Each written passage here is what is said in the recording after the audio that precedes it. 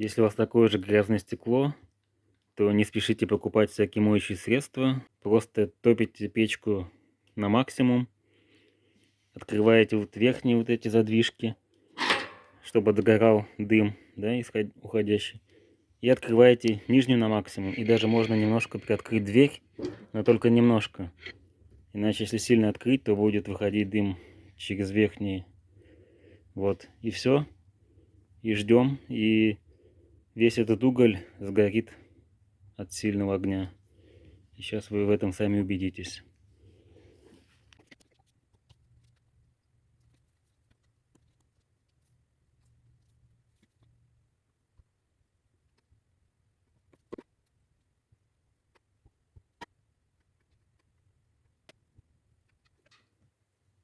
Ну вот, стекло чистое,